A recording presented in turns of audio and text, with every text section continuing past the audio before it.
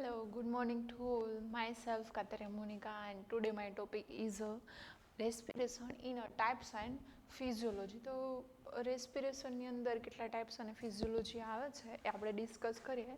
એને પહેલાં એ કહેવાનું કે ભાઈ માય નર્સિંગ એકેડેમીની અંદર ઓનલાઈન અને ઓફલાઈન બંને પ્લેટફોર્મની અંદર તમને થ્રુલી બધા જ સબ્જેક્ટ વાઇઝ તમને 360 ડિગ્રી બધું કન્ટેન્ટ પણ મળી રહેવાનું છે. ઇવન તમને એપ્લિકેશનની અંદર તમે જોવા જઈશો તો તમે કન્ટેન્ટ વિથ તમને એની ટેસ્ટ સિરીઝ આપણે ચાલુ કરેલી છે. તો ટેસ્ટ સિરીઝ એટલે કે MCQ, એટલે તમે સાથે સાથે જેવું તમને કોઈ ટોપિક કમ્પ્લીટ થાય છે એની સાથે સાથે તમે એનું રિવિઝન પણ કરી શકો છો. તમારે ક્યાંય પણ એપ્લિકેશનની બહારથી તમારે કોઈ સોર્સની જરૂર નહીં પડે કોઈ પણ એક્ઝામની પ્રિપેરેશન કરવા માટે. તો એકવાર માય નર્સિંગ એકેડેમીની જે એપ્લિકેશન છે એ ઇન્સ્ટોલ કરી અને તમે એકવાર એની અંદર જુઓ અને તમને એનું સબસ્ક્રિપ્શન 1 વર્ષ સુધી મળે છે અને બહુ જ ઓછા કોસ્ટની અંદર તમને બધું જ કન્ટેન્ટ પ્રોવાઈડ કરવામાં આવે છે.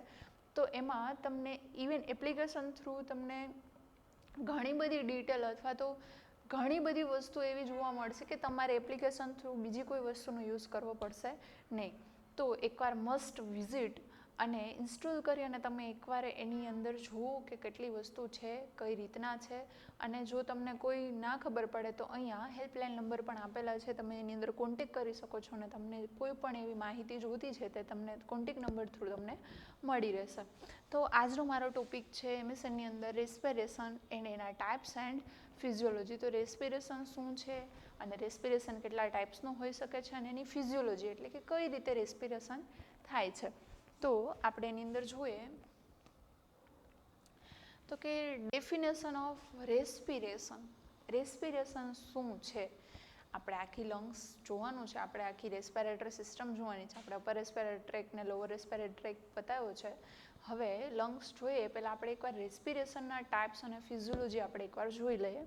તો રેસ્પિરેશનના ટાઈપ્સ અને ફિઝિયોલોજીની અંદર શું તો કે ડેફિનેશન પહેલાં આપેલી છે. તો કે respiration is the overall process by which the body takes in oxygen from the environment. હવે એક એવી પ્રોસેસ છે કે જેમાં બોડી શું કરે છે તો કે બહારના એન્વાયરમેન્ટમાંથી ઓક્સિજન લે છે. બહારના એન્વાયરમેન્ટની અંદર 21% ઓક્સિજન હશે અને 4% શું 0.4% શું હશે કાર્બન ડાયોક્સાઇડ હશે. બરાબર છે? તો સોરી 0.4% તો નહીં, 21% ઓક્સિજન એન્ડ 0.4% શું હશે કાર્બન ડાયોક્સાઇડ અને આ ઓક્સિજન. તો અહીંયા બોડી પ્રોસેસ થ્રુ રેસ્પિરેશન એટલે કે બહારના એન્વાયરમેન્ટમાંથી ઓક્સિજન લેવામાં આવે છે. ડિલિવર ઓક્સિજન ટુ સેલ કેને આપવામાં આવે છે તો કે આખી upper respiratory tract, lower respiratory tract એ બધું પતાવી અને એલ્યુલાઈમાંથી જે બ્લડ સપ્લાય થ્રુ એટલે કે બ્લડની વેઝલ્સ અથવા આર્ટરી દ્વારા જે ડિફ્યુઝનની પ્રોસેસ થ્રુ એ બ્લડને શું કરવા બ્લડની અંદર ઓક્સિજન જાય છે અને ત્યાંથી એ ક્યાં જશે તો કે સેલ સુધી જશે ફોર એનર્જી પ્રોડક્શન. હવે અહીંયા ઓક્સિજનની જરૂર કેની અંદર પડે છે એટીપી બનાવવા માટે. બરાબર? તો એટીપીના પ્રોડક્શન માટે ઓક્સિજન એ સેલને જરૂરી છે, ખાસ કરીને જેનો mitochondria power house of the cell. માઇટોકોન્ડ્રિયાની અંદર શેની જરૂર પડે છે ઓક્સિજનની, ત્યારે જે શું બનાવી શકે છે એટીપી. તો આને આપણે શું કહેશું એક અડધો વે પૂરો થયો કે ભાઈ બહારના એન્વાયરમેન્ટમાંથી ઓક્સિજન લે છે, બોડી પ્રોસેસ છે, બહારના એન્વાયરમેન્ટમાંથી ઓક્સિજન લેશે, બહારના એન્વાયરમેન્ટમાંથી ઓક્સિજન લઈ અને એ આખી રેસ્પિરેટરી સિસ્ટમ થ્રુ લાસ્ટમાં એલ્યુલાઈમાંથી કેમાં જશે બ્લડ સપ્લાયમાં જશે. બ્લડ સપ્લાય થ્રુ એ ક્યાં જશે ઈચ સેલ થ્રુ જશે અને ઈચ સેલમાં જઈ અને ઓક્સિજનનો યુઝ થઈને શું પ્રોડ્યુસ કરશે એટીપી. હવે આ એટીપી પ્રોડ્યુસ થશે અને એને બાય પ્રોડક્ટ આવશે CO2 એન્ડ 38 એટીપી. બરાબર? હવે આ બાય પ્રોડક્ટમાં જે CO2 છે એટલે શું રિમૂવ કરે છે સેલ તો કે carbon dioxide produce by metabolism and. બરાબર? પહેલાં એટલું સમજી લ્યો મેટાબોલિઝમ કોનું કરે છે તો કે ઓક્સિજનની હાજરીમાં ગ્લુકોઝ આ બંને જે કમ્બાઈન થશે અને 38 એટીપી બને છે પ્લસ CO2 બને છે અને પ્લસ H2O બનશે એટલે કે પાણી બનશે. તો ઓક્સિજનની હાજરીમાં મેટાબોલિઝમ થશે, બરાબર. મેટાબોલિઝમને 38 એટલે કે આપને એનર્જી મળે છે, એટીપી એટલે કે આપને એનર્જી મળે છે, અને આ એનર્જીની બાય પ્રોડક્ટમાં શું આવે છે? Carbon dioxide. એટલે કે મેટાબોલિઝમ થશે એટલે રિમૂવ, એટલે કે સેલ શું આપશે આપને? Carbon dioxide. અને કાર્બન ડાયોક્સાઇડ હવે એ આખી પ્રોસેસ કેની થઈ ગઈ? O2 એન્ડ CO2ની જે આપલે થાય છે, એર લઈએ છીએ, એલ્યુલાઈ સુધી પહોંચે છે, અને ત્યાર પછી એ CO2 બાય પ્રોડક્ટમાં મળે છે. એના પછી છે મેન્ટેન એસિડ બેઝ, એટલે કે પીએચ, એટલે કે હોમિયોસ્ટેસિસ. મેન્ટેન કરે છે, પીએચનું મેન્ટેન કરે છે. તો કે કાર્બન ડાયોક્સાઇડ અને ઓક્સિજન કઈ રીતે મેન્ટેન કરે? એ પણ પીએચનું, બ્લડની પીએચનું કઈ રીતે ઓક્સિજન, અથવા તો જે લંગ્સની અંદર જે બ્લડનો જે ફ્લો આવેલો છે એનું પીએચનું કઈ રીતે મેન્ટેન કરે છે? તો કે એસિડ બેઝ બેલેન્સ કઈ રીતે?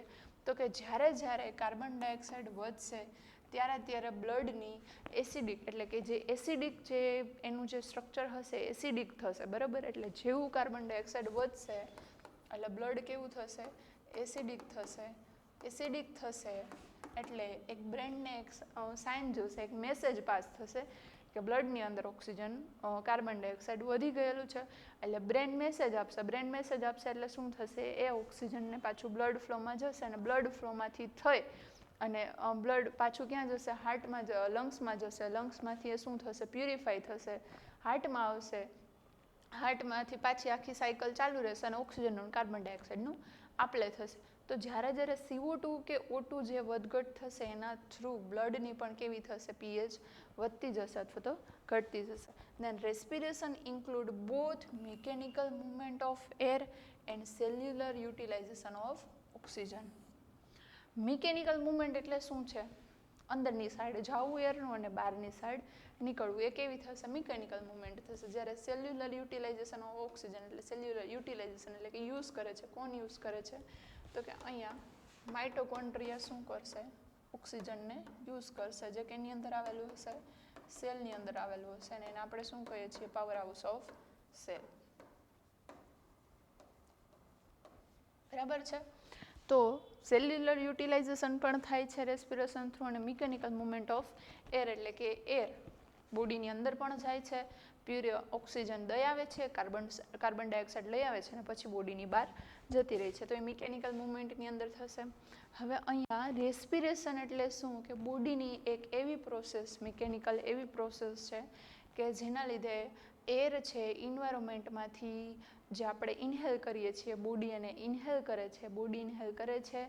ધેન નોઝથી લઈ અને એલ્યુલાઈ સુધી એ એર જાય છે, કન્ડક્શન થાય છે, રેસ્પિરેટરી ઝોનની અંદર એનું પ્યુરિફિકેશન થાય છે, એ O2 CO2ની આપલે થાય છે. O2 CO2ની આપલે થઈ જાય છે, એના પછી એ ક્યાં જાય છે? દરેક સેલ સુધી જાય છે. દરેક સેલનો જે માઇટોકોન્ડ્રિયા છે એને શું કરે છે?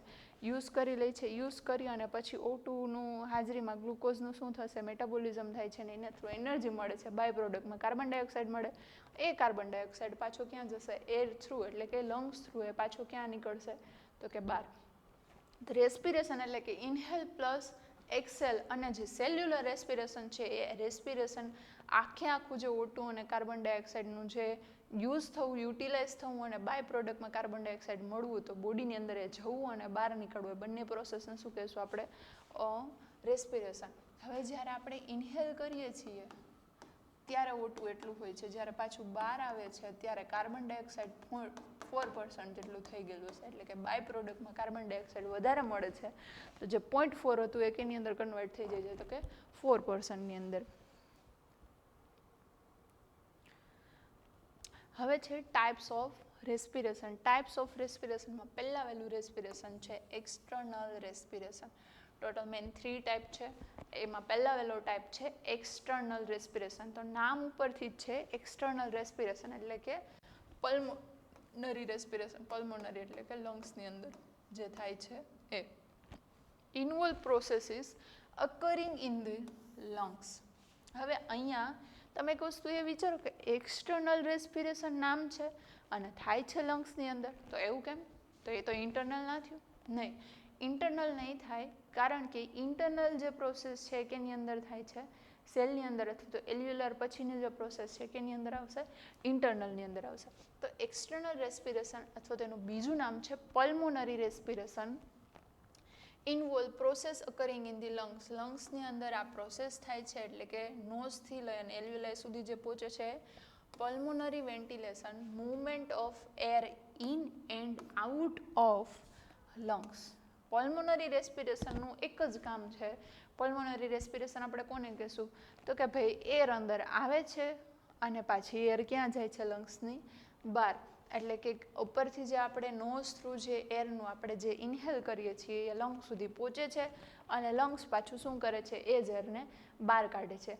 અહીંયા સુધીની આખી જે પ્રોસેસ છે એને શું કહેશું આપણે? External respiration. અંદર ક્યાંય હજી રેસ્પિરેશન જોવા મળેલું નથી, એટલે કે O2 CO2ની આપલે હજી બોડીના દરેક સેલ સુધી ગઈ નથી.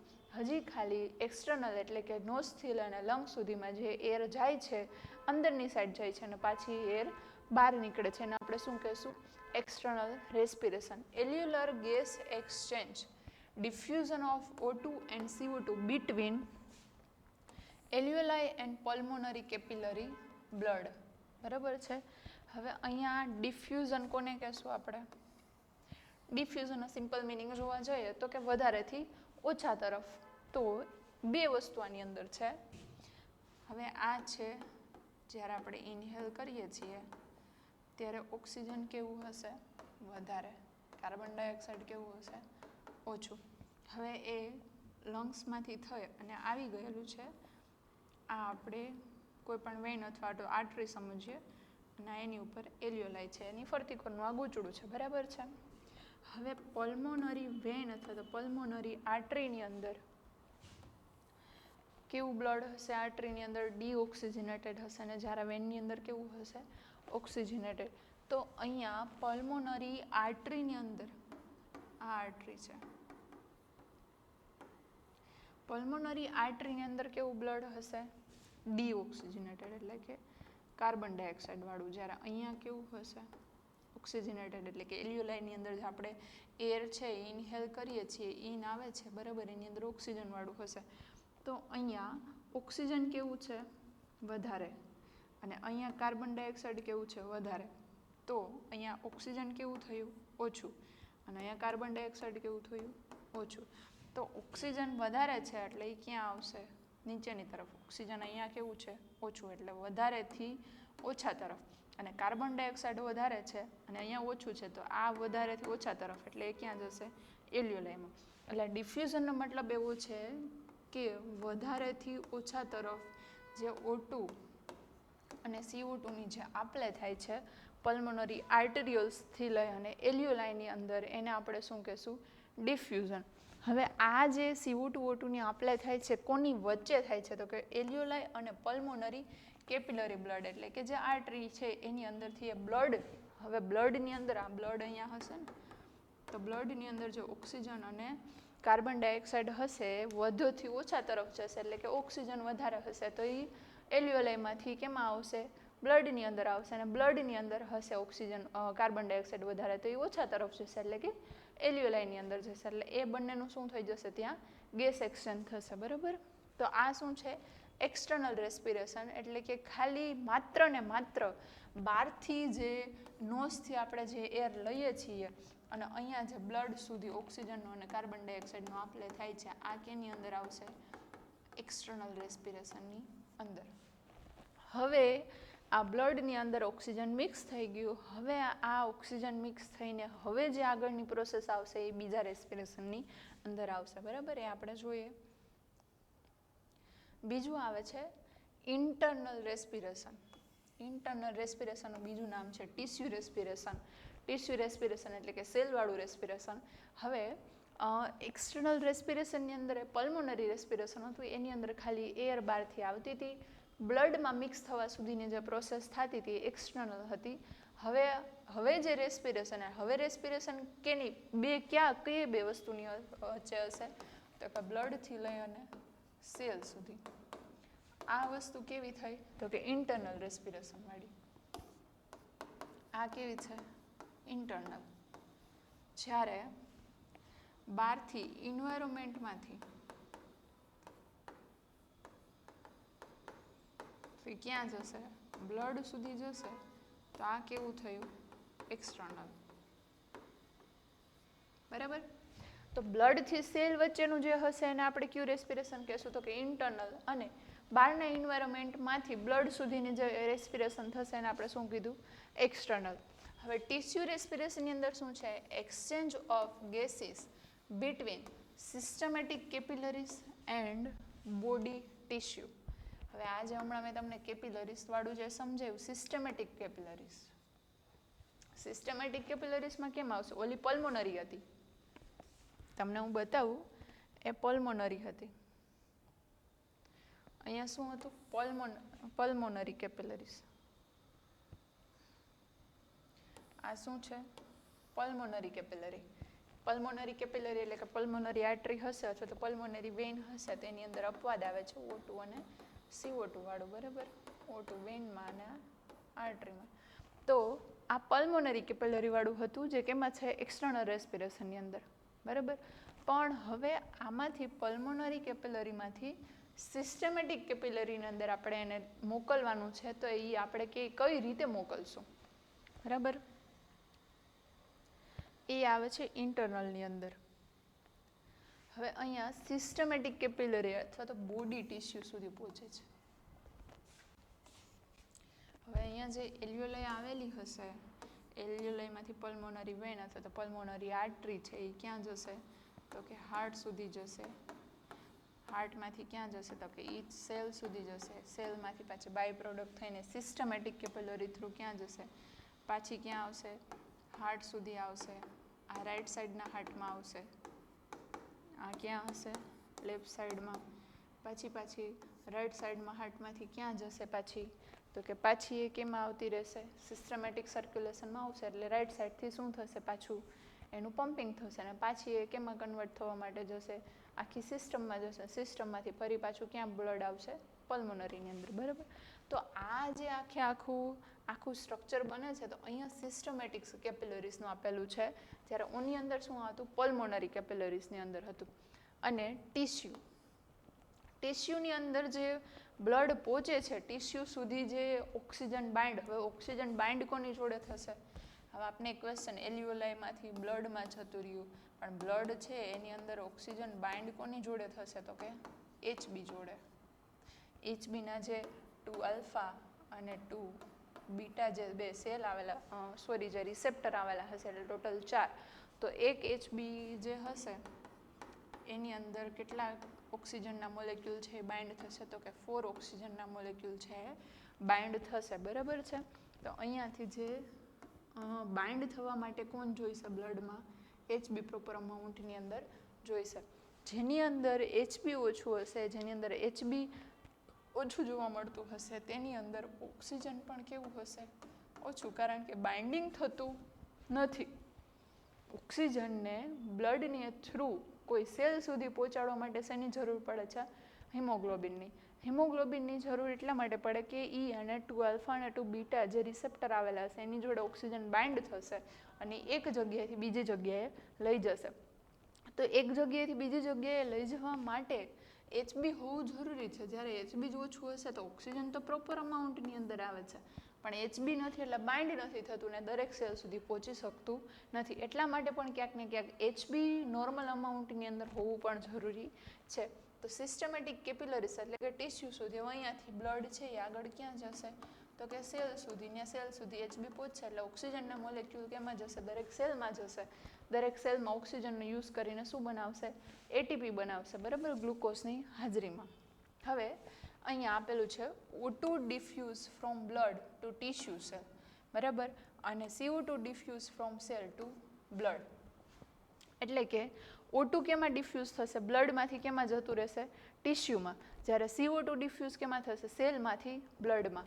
હવે સેલમાંથી બ્લડમાં ને બ્લડમાંથી સેલમાં ખાસ ધ્યાન રાખવાનું છે કે CO2 છે એ જે આખું મેટાબોલિઝમ થાય છે, O2 છે એ કેમાં જશે, સેલમાં જશે, ત્યાં માઇટોકોન્ડ્રિયાવાળી પ્રોસેસ થશે અને એ શું બનાવે છે, ATP બનાવશે, બાય પ્રોડક્ટમાં CO2. તો અહીંયા CO2 ઇન્ક્રીઝ હશે જ્યારે ઓક્સિજન કેવું હશે, અહીંયા ડિક્રીઝ, બરાબર.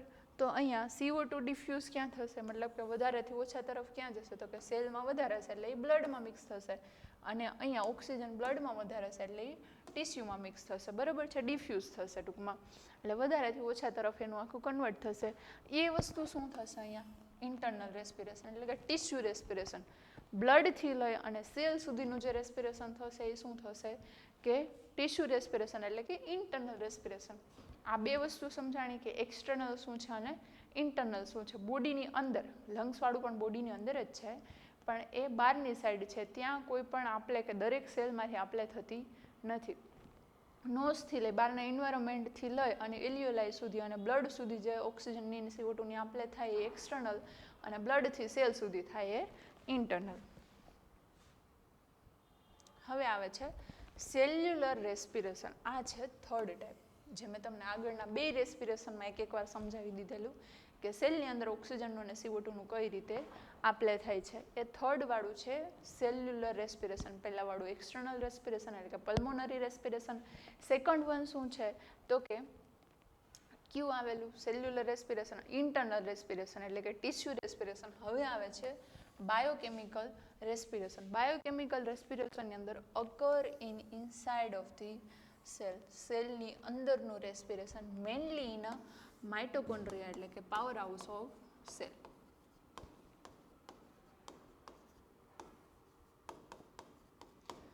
સેલને ચલાવવા માટે, એનર્જી ઉત્પન્ન કરવા માટે, એના માટે કોની જરૂર પડે છે? માઇટોકોન્ડ્રિયાની. O2 is used to produce ATP એટલે કે energy through oxidative phosphorylation. Oxidative phosphorylation એટલે કે O2 અને ગ્લુકોઝની જે પ્રોસેસ બને છે, ઓક્સિડેટિવ ફોસ્ફોરાયલેશન થશે એટલે એના થ્રુ એનર્જી પ્રોડ્યુસ થશે. અહીંયા પ્રોડ્યુસમાં જુઓ તમે CO2, H2O અને ATP, 38 ATP. આ કોની પ્રોસેસથી થશે? તો oxygen plus glucose. Oxygen plus ગ્લુકોઝની જે પ્રોસેસ થશે અને એના થ્રુ શું બનશે? 38 ATP, H2O એટલે કે વોટર, અને બાય પ્રોડક્ટમાં આપણે મળે છે આ બે વસ્તુ H2O અને CO2, બરાબર છે. ઇફ O2 ઇઝ ઇનએડેક્વાટ તો એનેરોબિક મેટાબોલિઝમ થશે, લેક્ટિક એસિડનું ઇન્ક્રીઝ જોવા મળશે. હવે આ વસ્તુ પાછી કંઈક નવી આવી કે ભાઈ ઓક્સિજનનું ઇનએડેક્વાટ થશે, ઓક્સિજન ઘટશે. હવે આના ઘણા બધા મલ્ટીફેક્ટર છે કે ભાઈ ઓક્સિજન ક્યારે ક્યારે ઘટશે. પહેલાં વહેલું આગળ આપણે જોયું તો કે HB ઓછું હશે ને ત્યારે ઓક્સિજન ઘટશે, કારણ કે બાઇન્ડ થવાની કેપેસિટી કેવી થઈ જશે? ઓછી થઈ જશે. બીજી વસ્તુ કે કોઈ પણ ડિઝીઝ કન્ડિશન થશે, એના લીધે શું થઈ જશે? ઓક્સિજન. કોઈ એવું ઇન્વાયરમેન્ટ હશે, બરાબર, કે જેમાં ઓક્સિજન જ બહારથી જ ઓછું છે તો એ અંદર આવવાનું નથી, તો આ ઇનએડેક્વેટ એટલે કે ઓક્સિજન ઘણી બધી રીતના શું થઈ જશે? ઓછું થઈ જશે. તો જ્યારે ઓક્સિજન ઓછું થશે ત્યારે એનેરોબિક મેટાબોલિઝમ જોવા મળે છે. એનેરોબિક એટલે કે CO2 વાળું અને એરોબિક એટલે ઓક્સિજન વાળું. એ મેટાબોલિઝમ છે, બરાબર. મેટાબોલિઝમના ટાઈપ છે. તો જ્યારે CO2 ઓછું થાય એટલે CO2 કેવું થઈ જશે? ઇન્ક્રીઝ થઈ જશે. CO2 ઇન્ક્રીઝ થશે એટલે કે એનેરોબિક મેટાબોલિઝમ જોવા મળશે. એટલે કે બોડીની અંદર કેનું મેટાબોલિઝમ થશે? કેના થ્રુ મેટાબોલિઝમ થશે? તો કે CO2 થ્રુ મેટાબોલિઝમ થશે. CO2 થ્રુ મેટાબોલિઝમ થશે એટલે લેક્ટિક એસિડ શું થઈ જશે? વધી જશે. હવે અહીંયા લેક્ટિક એસિડ શું કામ વધે છે? હવે આ જે સાયકલ આપણે જોઈએ કે ભાઈ CO2, H2 અને ATP મળે છે, એ કોના થ્રુ મળે છે? તો કે ઓક્સિજન થ્રુ. હવે ઓક્સિજન જ નથી એટલે ATP બનશે નહીં. ATP બનશે નહીં એટલે ATP નહીં બને એટલે બોડીની અંદર શું થશે? એનર્જી કેવી થઈ જશે? રિડ્યુસ થઈ જશે, બરાબર. એનર્જી રિડ્યુસ થશે એ તો કાંઈ ચાલશે નહીં. એટલે બોડી શું કરે છે? લેક્ટિક એસિડનું શું કરશે? પ્રોડક્શન કરશે. હવે લેક્ટિક એસિડ ક્યારે પ્રોડક્શન થશે? તો કે જ્યારે એનેરોબિક મેટાબોલિઝમ જોવા મળે એટલે કે CO2નું લેવલ હાઈ જોવા મળે, એસિડ બેઝ ઇમ્બેલેન્સ જોવા મળશે, CO2 વધારે જોવા મળશે, ત્યારે લેક્ટિક એસિડ છે એ શું કામ કરે છે અથવા તો કોના થ્રુ હશે? તો કે આપણી બોડીની અંદર જે ચરબી આપણે જે કહીએ છીએ, બરાબર, જે કોલેસ્ટ્રોલ આવેલો હશે અથવા તો જે લિપિડ આવેલું હશે, બરાબર. હવે એનું શું કરશે કે એના થ્રુ આપને શું મળશે? એનર્જી મળશે. તો લેક્ટિક એસિડ શું કરશે? એને બ્રેકડાઉન કરવાનું કામ કરશે. જેવું બ્રેકડાઉન થશે એટલે આપણે અહીંયા શું મળી જશે? એટીપી. જેવું આપણે એટીપી મળશે એટલે પાછી બોડીને એનર્જી મળી જશે. તો ઓક્સિજન જ્યારે ઓછું થાય છે ત્યારે એનારોબિક મેટાબોલિઝમ જોવા મળે છે અને લેક્ટિક એસિડનું પ્રોડક્શન થાય છે. અને જ્યારે લેક્ટિક એસિડનું પ્રોડક્શન થશે એટલે બોડીની અંદર ઇનડાયરેક્ટલી શું થશે? બીજું જે આપણી શરીરની અંદર જે જમા થયેલું છે, જે ફેટ જમા થયેલું છે, બરાબર, એનું શું થશે કે મેટાબોલિઝમ થશે. એના થ્રુ બોડી શું કામ કરશે? એનર્જી લેવાનું કામ કરશે. આ શું છે? સેલ્યુલર રેસ્પિરેશન, બરાબર. હવે આવે છે transport of respiratory gases. Transport કઈ રીતે થશે? તો ટ્રાન્સપોર્ટ કેના થ્રુ? મેં તેમને જે ભણાવ્યું કે ભાઈ between lungs and tissue via blood. હવે લંગ્સથી લઈ અને ટીસ્યુ સુધી પહોંચે છે વાયા બ્લડ, એટલે કે કોના દ્વારા પહોંચશે? બ્લડ દ્વારા. તો બ્લડની અંદર કંઈક હોવું જોઈએ ને કે જેના લીધે ઓક્સિજન અને કાર્બન ડાયોક્સાઇડ સેલ સુધી અથવા તો ટીસ્યુ સુધી પહોંચી શકે. તો મેં જે આગળ કીધું એમ HP એના 2 આલ્ફા અને 2 બીટા એમ ટોટલ 4 આવેલા છે. એ 4 જોડે 4 મોલેક્યુલ ઓફ ઓક્સિજન છે એ બાઇન્ડ થશે, બરાબર, અને એ ક્યાં લઈ જશે? તો કે બ્લડથી ટીસ્યુ સુધી લઈ જશે. જ્યારે CO2 ટ્રાન્સપોર્ટ કોના થ્રુ થશે? તો કે મેનલી એઝ અ બાયકાર્બોનેટ, બરાબર. બાયકાર્બોનેટ એટલે કે એ બ્લડની અંદર બાયકાર્બોનેટ પ્રોડક્ટ તરીકે શું કરશે? ડિફ્યુઝ થઈ જશે અને પછી એ ક્યાં સુધી પહોંચે છે? તો કે બ્લડથી લઈ અને ટીસ્યુમાંથી બ્લડમાં અને બ્લડમાંથી પાછું ક્યાં આવશે? લંગ સુધી, બરાબર. મેઇન અહીંયા આપણે ઓક્સિજનવાળું જોવાનું છે કે ઓક્સિજનનું ટ્રાન્સપોર્ટ કેના થ્રુ થશે? HB through. હવે HB જ્યારે બ્રેકડાઉન થશે, બરાબર છે, તો ત્યારે ઓક્સિજન કેવું થતું જશે? ડિક્રીઝ. તો HB જ્યારે ઘટે છે ત્યારે ઓક્સિજન પણ એની જોડે ઘટશે, કારણ કે બાઇન્ડિંગ કેપેસિટી એની કેવી થઈ જશે? ડિક્રીઝ થઈ જશે, બરાબર. જેટલું HB ઓછું હશે એટલું બાઇન્ડિંગ કેપેસિટી એની ઓછી હશે. Physiology of respiration. અહીંયા ફિઝિયોલોજી ઓફ રેસ્પિરેશન તમને કીધેલું છે. તો ફિઝિયોલોજી કઈ રીતે થાય છે રેસ્પિરેશન? તો કે physiology is a best understood as a 5 linked step. 5 રીતે તમે રેસ્પિરેશન સમજી શકો છો. પહેલી વસ્તુ છે વેન્ટિલેશન, એટલે કે એર ફ્લો.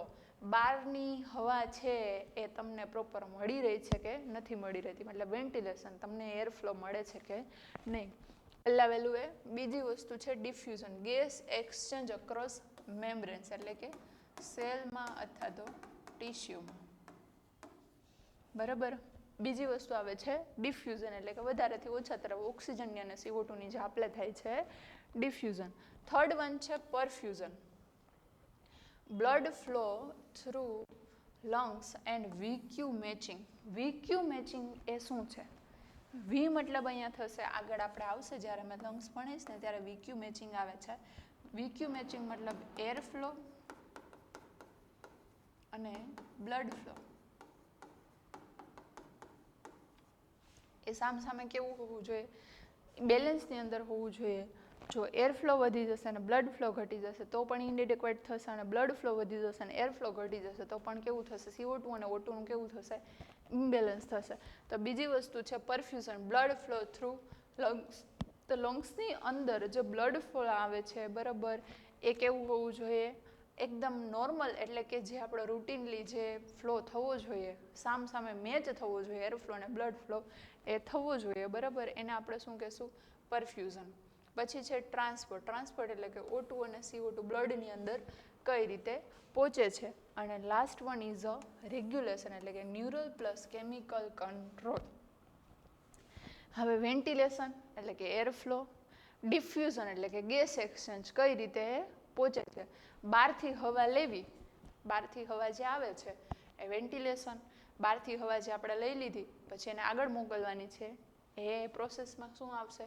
ડિફ્યુઝન. ડિફ્યુઝન પછી શું આવે છે કે હવે ડિફ્યુઝન તો થઈ ગયું, O2 CO2 તો આપણે થઈ ગઈ, હવે આવે છે VQ મેચિંગ અથવા તો blood flow through lungs. Perfusion એટલે કે એને આગળ ધકેલવા માટે સામસામે જે બ્લડ ફ્લો અને એર ફ્લો મેચ થાય છે કે નહીં, એ પરફ્યુઝન.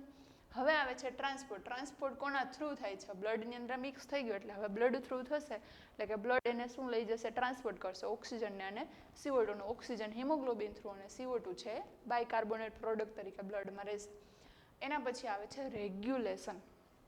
હવે આ વસ્તુ મોસ્ટ ઇમ્પોર્ટન્ટ છે. શેના માટે? કે રેગ્યુલેશનમાં અહીંયા બે વસ્તુ આપેલી છે, ન્યુરલ અને કેમિકલ કંટ્રોલ. ન્યુરલ અને કેમિકલ કંટ્રોલમાં બે વસ્તુ. ન્યુરલ એટલે કે જ્યારે આપણે લંગ્સની અંદર જ્યારે એર છે ફિલઅપ થાય છે એટલે લંગ્સ શું કરશે? એક્સપાન્સ થશે એટલે મોટા થશે, બરાબર છે. જેવું લંગ્સ મોટું થશે, જેવું એની એરિયા, એનો સરફેસ એરિયા વધશે, જેવો સરફેસ એરિયા વધશે એટલે શું થશે? એની અંદર ઓક્સિજન અને CO2 ને ડિફ્યુઝન થવાનો ટાઈમ મળશે. દરેક સેગમેન્ટ અને દરેક લોબ સુધી ઓક્સિજન જશે. જેવું દરેક લોગ અને શું કહેવાય સેગમેન્ટ સુધી જશે એટલે ન્યુરલમાં, એટલે પછી સીધો પાછું બ્રેનને શું આવશે કે ભાઈ હવે ડાયાફ્રામ છે નીચેની સાઈડ જાય, એના મસલ્સ છે નીચેની સાઈડ જાય છે, બરાબર. હવે પાછા એને શું કરવાના છે? ઉપરની સાઈડ મોકલવાના છે, જેના લીધે લંગ્સની અંદર જે એર ફિલઅપ થયેલી છે એ પાછી કેવી જાય? બહાર, અને પાછું નવી એર આવે. હવે એના સિવાય જ્યારે કેમિકલ પ્રોસેસ શું છે તો કે CO2 વધશે, પ્રોસેસ કમ્પ્લીટ ડિફ્યુઝનની પ્રોસેસ પૂરી થઈ જશે, બ્લડ્સવાળી પૂરી થઈ જશે, CO2 વધશે ને ઓક્સિજન ઘટશે. એટલે CO2 વધશે ને ઓક્સિજન ઘટશે એટલે જે મેટાબોલિઝમની પ્રોસેસ કમ્પ્લીટ થતાં શું થશે કે પાછું એક કેમિકલ રિસ્પોન્સ જશે બ્રેનને કે ભાઈ હવે CO2 વધી ગયું ને ઓક્સિજન ઘટી ગયું છે એટલે પાછી મારે એરની જરૂર છે. એટલે એરની જરૂર છે એટલે પાછું શું હશે? બ્રેન પાછું શું કરશે? બે વસ્તુ જોડે થશે, ન્યુરલ અને કેમિકલ. પાછું બ્રેનને એમ થશે કે હવે આ બેયમાં જો રિસ્પોન્સ આવે છે એટલે પાછું અંદર એર ફ્લો આવશે, લંગ્સ પાછા એક્સપાન્શન થશે, વળી પાછું ઓક્સિજન અને CO2ની આપલે થશે અને વળી પાછું લંગ્સ નોર્મલ કન્ડિશનમાં આવી જશે. તો આ ન્યુરલ અને કેમિકલ કંટ્રોલ શું છે? કેમિકલની અંદર ઓક્સિજન CO2નું જે આપણે એસિડ બેઝ બેલેન્સ છે, pH મેન્ટેન કરવા માટેનું છે ને એ કેમિકલની અંદર આવશે. ન્યુરલની અંદર જે મસલ્સ રહે, જે આપણા ડાયાફ્રામના મસલ્સ છે, એ લંગ્સના મસલ છે, એની મૂવમેન્ટ માટે શું આવશે? ન્યુરલ. તો અહીંયા ફિઝિયોલોજીની અંદર 5 સ્ટેપ છે link: ventilation, diffusion, perfusion, transport and regulation, બરાબર. કે બહારથી એર આવે છે ને એ કંટ્રોલ, મતલબ બધી રીતે ન્યુરલ, કેમિકલ અને ક્યાં સુધી પહોંચે છે, કઈ રીતે એનર્જી પ્રોડ્યુસ થાય છે, આખી જે સ્ટેપ છે ને શું કહેશું આપણે? Physiology of respiration.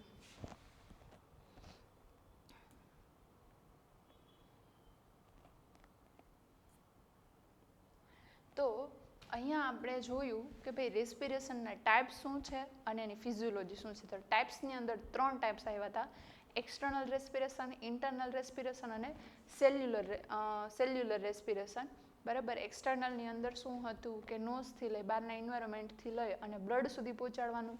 ઇન્ટરનલની અંદર બ્લડથી લઈ અને સેલ સુધી પહોંચાડવાનું. અને સેલ્યુલર રેસ્પિરેશન એટલે કે સેલની અંદર એની જે ઓક્સિજન, CO2ની અને એટીપી પ્રોડ્યુસ કરવાની જે પ્રોસેસ છે એ કોની અંદર આવશે? સેલ્યુલર રેસ્પિરેશનની અંદર. અને લાસ્ટ વન હતું કે ફિઝિયોલોજી. ફિઝિયોલોજીના 5 સ્ટેપ છે, બરાબર. એટલું આપણે આની અંદર આપણે જોયું.